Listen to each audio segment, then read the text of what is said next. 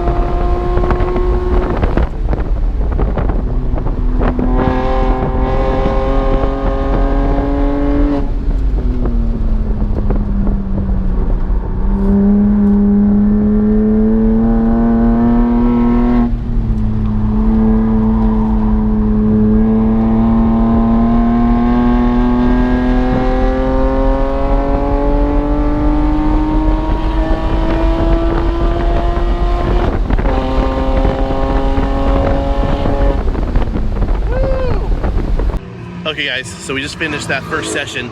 Now I was a little bit flustered because I was running late, but we hopped in, we barely made it in time. The nice thing about that is I was so flustered about being late that I didn't have an opportunity to overthink my driving, and we already did it. We broke into the 219s, so I'm really happy about that. I think I'm first in class right now, so I'm really happy about that. So I'm stoked. And yeah, it might rain today. I really hope it does. And then if it does, I'll throw my daily tires on and drive like that. But yeah, I'm super duper happy right now. So guys, after that first session, my rear brakes are metal on metal. I could smell brake after my last lap, and it was nasty sounding. So I think we're done for the day because I just had a really good lap and I'm not gonna go faster. So I'm just gonna instruct for the rest of the day. But yeah, I feel good, but definitely need to do some kind of brake upgrade in the rear or something, because yeah, that's no bueno. These pads are only like 2 months old. So guys, I was kind of thinking about this the other day. I've never noticed someone who had the same number as me, but he's got the same number as me. That's so cool. Okay guys, so I just got back from instructing this Porsche here, and that was fun. I signed him off from group 1 to 3, or 1 to 2. He's really confident. Oh, longboard. Anyway, we're gonna take Josh and his Civic Type R out now. Yeah, let's go do this. Civic Type R, Porsche Type R.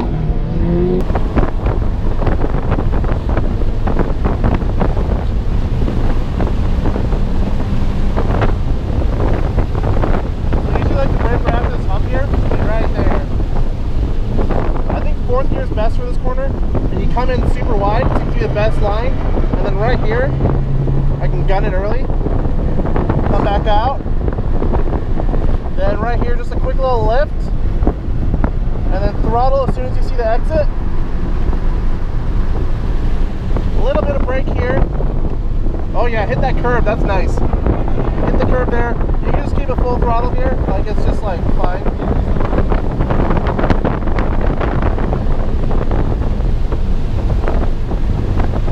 Then brake here. Try to get the rotation. Yeah, that's where I wish I had like more rear sway bar or something for that corner. Then here, this line, I think this line's critical. Watch how I hug the outside. See, I'm hugging, and then I cut in. And then now I can get on throttle because I'm looking right at the exit.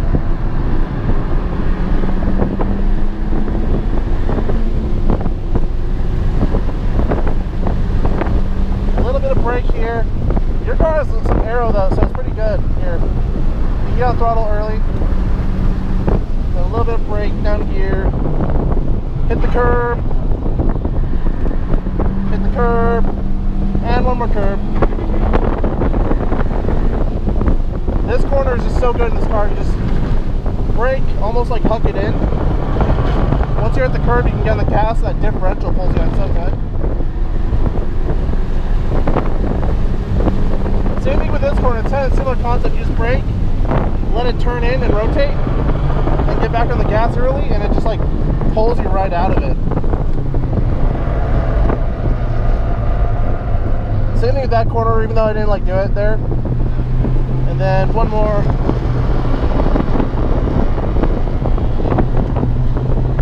The brakes are so good in this car.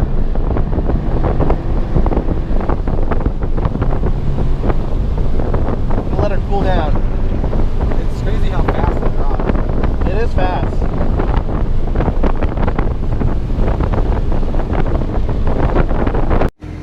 Okay guys, so we took it out for a session. I took the owner with me to show him some driving lines. And yeah, let alone showing him some good driving line for this car. This is a really impressive car. It makes a lot of grip. It's like really easy. It's like, it doesn't feel like a front wheel drive car. It doesn't feel like a rear wheel drive car. It almost feels like an all wheel drive car, even though it's front wheel drive. Like it doesn't have any aggressive oversteer characteristics, nor does it have any aggressive understeer characteristics on power. And by oversteer, I mean lift oversteer. It's really neutral in the way it handles, and it has gobs of grip. The power didn't, I thought I was gonna have more punch, more torque, but it didn't. But it still moved pretty good. Probably in a straight line, probably as fast as this car, even though this guy's heavier. No torque steer. Like it literally didn't do anything front wheel drive. Like if you gave this to someone who didn't know what Civic Type R was, how to drive it, they probably wouldn't have immediately guessed it's front wheel drive. It's the sickest thing that ever happened to you. Dude, yeah, dude, I'm so glad I broke it because now I can drive this. On breaking your car, Dave.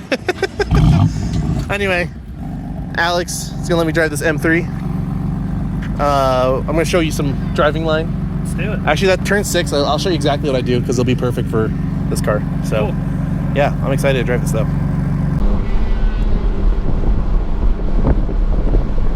Just gonna drive it nice, get a feel for it. I'll show you the line I take though. So I kind of hold this here. Oh, that steering's nice and heavy. That's good. I can feel the weight compared to my car at least. I want to drive it like my car, but it's actually turbocharged, so it's a little different on the throttle response. Yeah. Although BMW makes a really good turbo engine. It comes in nice. You'll like this part right here. This is fun in this car. Oh yeah.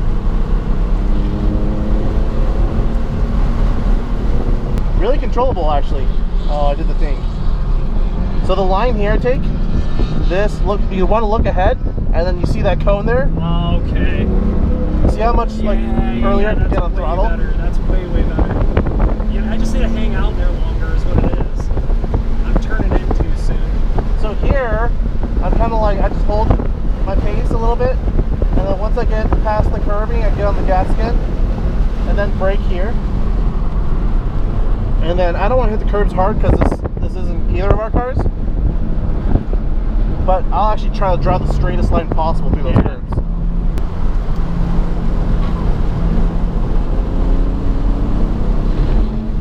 That corner's actually really fast, it just looks slow. with this one, you can actually take the same line and bring it all the way out here and get on the gas super early. Because here your ideal line's kind of middle entry anyway. If you're going all the way to the outside, you're using too much track. And the kind of late apex, come out. Then right here. Same kind of concept here, because we want to make as many straightaways as possible. Yeah. So now I can get on the throttle way earlier. I'm going to pass this guy.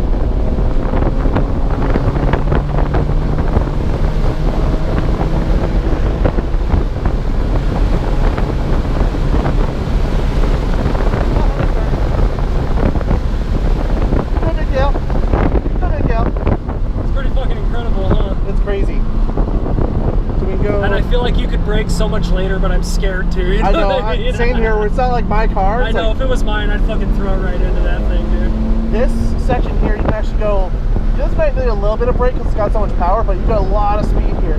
Oh, someone went off. Oh, yep. He spawned. I'm gonna warn the guys back there. Yeah.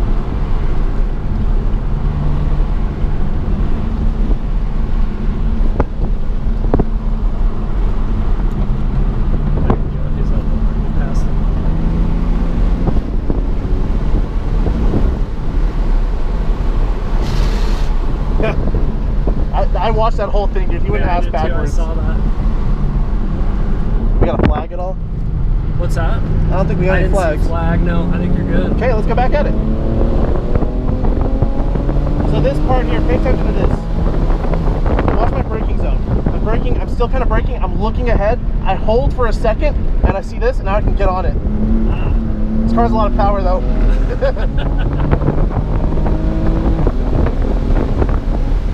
I'm gonna brake a little here because this car is so freaking powerful, and the tires don't match the power. Right.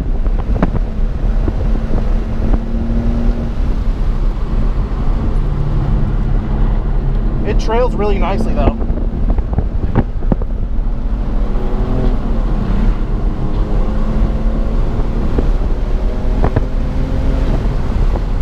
Same thing here. Trail brake in. Feel that rotation? Yeah. And then we get on the throttle. The trick is you want to get the throttle, you want to manipulate to a point where you shift the weight back over the rear end when you're getting rotation like that. So like if I didn't put the gas back, we would have just been, see how it's still sideways? Yeah. But I'll try to do it again here and replicate that. Okay, get on the throttle. See how it kind of stabilizes itself a little bit? Yeah. If you gave it too much, we would have kept the slide going, but if you give it just enough to get that weight over the rear end, it actually helps get the car grip down. Where this car has a lot of torque though, it's a little harder to do that kind of technique. But yeah. You see how the trail braking can be used in this car also? I definitely feel how like as you ease off of it, the car kind of settles in. I feel it. But if I do it really snappy, you'll be super sideways. Yeah. So like here's super snappy. See that? How fast it just came out? It's all about smooth brake pedal release.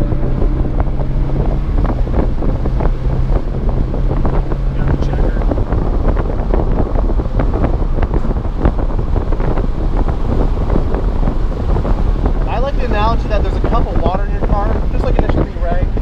What's that? Have you ever watched Initial D? Yeah. Just a cup of water. Yeah. That is such a great analogy. But that's the way, that represents when weight is transferring in your car. Sure. And if it's all, if your car, basically, if your car starts to slide or understeer, that's water spilling out. That's a good way to think of it. So are you going to make me drift Mount Okinawa without spilling a drop? You're damn right, my tofu's fucked up. Is that what we're going to do? If my tofu's bad, I'm going to kick your ass. But there's ways you can manipulate the weight of the car. I felt that as you were like, it wasn't the gas, which I'm used to, is like using the gas to control the back of the car. Yeah. But you were literally using the like trail brake pressure to control the back of the car. Yep. And I have never thought of that or seen that. And that helps a lot. So I'll do this corner real quick.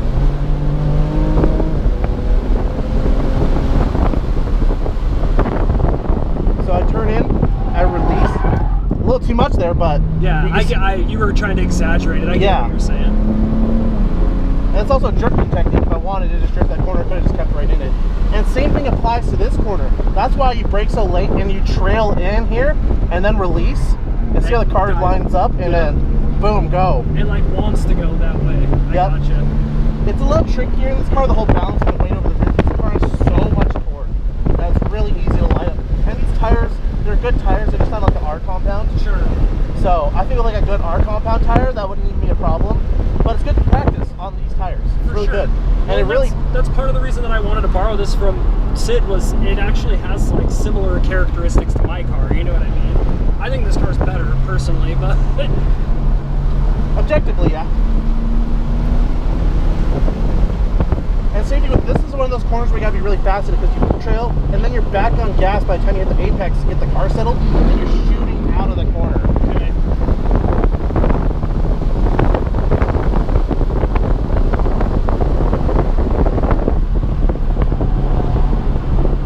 See it? Could you feel the car wanted to go? And as soon as I just got like 10-15% throttle and the car stabilized. Yeah.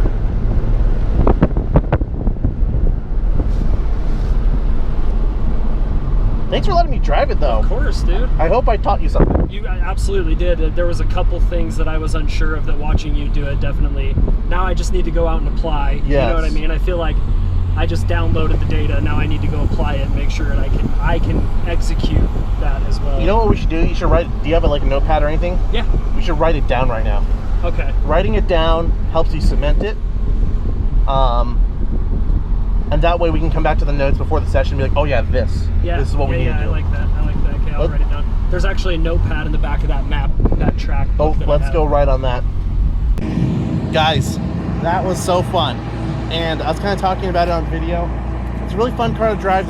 There's gobs of torque. I think the only gripe I had was there's so much torque that it kind of breaks the wheels loose before I want them to. So it gives me, if I give it 15% throttle, it might give me 20%, but it's still a really responsive turbo engine. But when we got back, I realized this car's on all seasons. It's not on a summer tire, it's on an all season tire. So that makes a lot of sense. This thing, so we were like coming up on Porsches in the infield. In the infield, not in the straightaways, in the corners, catching up to Porsches on all season tires. This is a good car. I like car like this. It's a good car. So guys, I'm just getting the car packed up now. And it was a good thing I stopped when I did. My brakes are metal on metal, but also these tires are showing cord on them now. So it looks like I got my money's worth out of these for sure. Yeah, which tells me there is a lot more time in the car because some fresh tires should give me a lot faster of a time. So I'm kind of excited to throw some fresh tires on and fully send it. Should be a good time. But yeah, look at that. Fully use this tire. Sweet. Okay guys, so we finished the day. Finished at a 2:19, like I said. Only did that first session this morning, tires were corded, so that's as fast as we're gonna go, I think, in that morning session on corded tires. Well, they probably got corded during the session, but anyway. Second place today, I believe someone got me, I think it was someone from California, I think it was the E36 M3 that we saw on track with a 2:14, so there's a lot of time in the car. I believe the record for this track is actually 2:10 for my class. So I've got to find 9 seconds somewhere.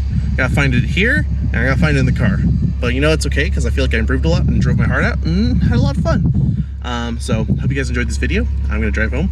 I'm exhausted, but it's always fun doing NASA, and it's always fun instructing. So hope you guys enjoyed this video, and thank you for watching.